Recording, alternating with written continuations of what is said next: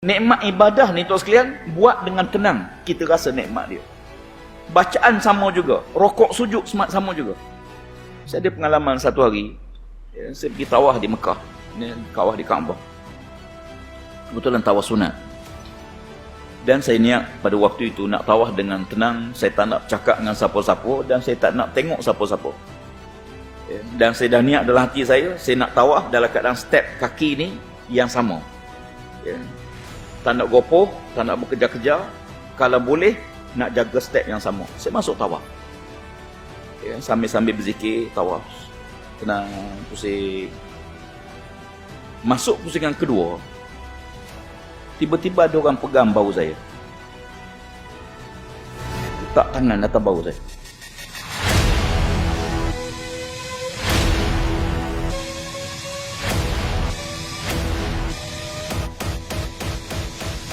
Saya dah janji dengan hati saya dah janji saya tidak akan tengok siapa-siapa dan saya tak akan bercakap dengan siapa-siapa.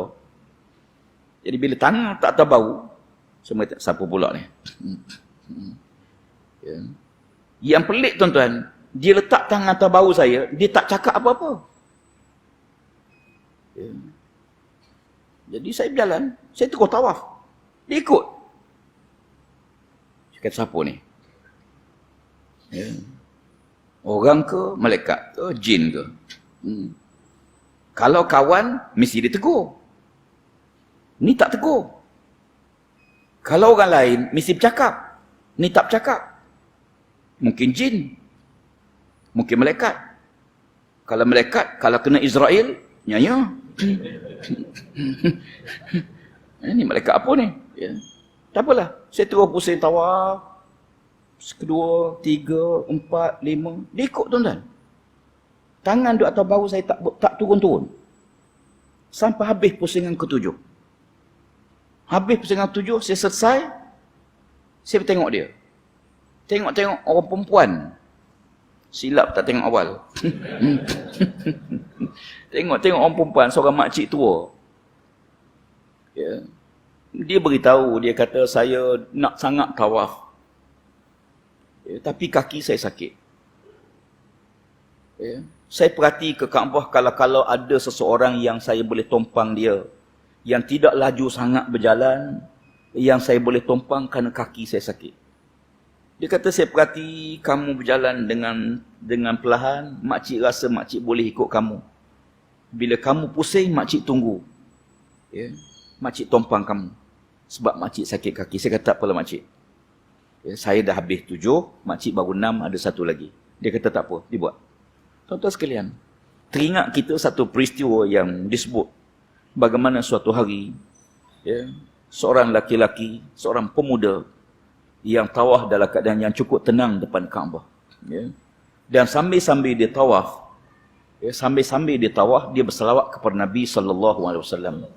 Setiap langkah dia berselawat kepada Nabi. Yang kebetulan pada waktu itu, di hadapan Kaabah ada seorang ulama yang terkenal. Allahumma salli, nama dia siapa? Sufyan Ats-Tsauri, rahimahullahu ta'ala. Syekh Sufyan Ats-Tsauri. Syekh Sufyan Ats-Tsauri ni tuan-tuan sekalian, kalau kita baca latar belakang kisah dia ni antara orang yang beribadah depan Kaabah hingga ditegur oleh sahabat dia. Tak apalah. Jadi Syekh Sufyan Ats-Tsauri ni bila tengok pemuda tersebut, ditahan.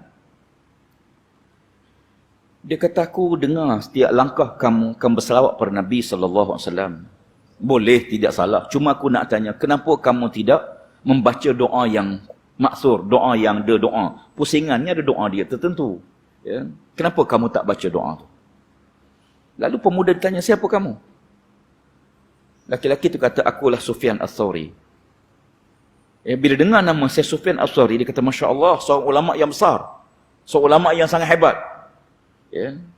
Dia tahu nama tapi tak kenal orang. Rupa inilah orang dia. Dia kata, kalau kamu yang tanya, aku akan cerita. Kalau orang lain yang tanya, aku tidak akan beritahu. Tapi oleh kerana kamu yang tanya, aku cerita. Dia pun ceritalah satu pengalaman dia, datang ke Mekah bersama ayah dia. Yang sementara menunggu haji, tiba-tiba ayahnya jatuh sakit. Dan meninggal dunia. Bila meninggal dunia, lalu dalam keadaan yang sangat sedih, Dia telah mengambil kain serban dia, dia tutup muka ayah dia. Ya, setelah dia tengok bila ayah dia meninggal dunia, ayah tadi bertukar rupa. Makin hitam muka ayah dia. Ya, menyebabkan dia rasa takut tengok muka ayah dia sendiri. Kenapa ayahku jadi macam ni? Dia pun ambil kain serban, dia tutup muka dia, sambil minta ampun pada Allah Subhanahu Wa Taala. Kata dia, ya, sewaktu aku duk istighfar, minta ampun pada Allah Ta'ala, duk munajat, doa pada Allah Ta'ala, dia kata, dalam keadaan begitu, kerana keletihan, aku terlap seketika. Ya, kadang-kadang kita terlap seketika. Tengah bawa kereta, terlap seketika. Kadang tengah semayang, terlap seketika. Ya, ada. Ya, yang tak ada orang tengah makan, terlap pun ada. Ya. Bukan tertidur. Tengah dengar kuliah, tertidur seketika. Itu pada. Lalu kata dia, waktu aku terlap seketika tu, aku didatangi oleh seorang laki-laki memakai jubah putih dan berserban putih. Ya. Laki-laki ni sampai dekat ayahku, lalu dia membuka kain yang aku tutup muka ayahku. Dan dia menyapu muka ayahku sebanyak 3 kali. Ya. Setelah dia sapu muka ayahku, aku tengok rupa ayahku, daripada hitam pekat, bertukar sikit-sikit, akhirnya cerah. Ya. Lalu aku tanya, siapa kamu? Laki-laki itu kata, akulah Rasulullah. Aku datang pada ayah kamu. Ayah kamu pernah melakukan dosa besar pada Allah Ta'ala dan tidak bertaubat. Tetapi mulutnya sentiasa berselawat kepadaku. Aku mohon rahmat Allah Ta'ala agar Allah mengampun dosa ayah kamu. Ya. Apa amalan dia? Sentiasa berselawat kepadaku. Ya. Kata dia, setelah dia bercakap begitu, aku terjaga. Aku terus pergi buka kain yang menutup muka ayahku.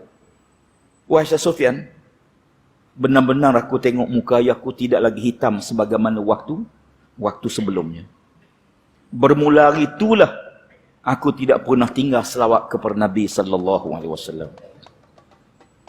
Ya akhi, kita tak ada Nabi lain melainkan Nabi Muhammad sallallahu alaihi wasallam. Ya. Kalau tanpa Nabi kita tak kenal siapa Allah. Tanpa Nabi kita tak tahu apa matlamat kita hidup atas dunia ni. Tanpa Nabi kita tak tahu halal haram dosa pahala. Dan tanpa Nabi kita tidak akan duduk mesti di malam. Ya. Jasa Nabi terlalu besar. Hingga Allah Ta'ala sebut, innallaha wa malaikatahu yusalluna 'alan nabi.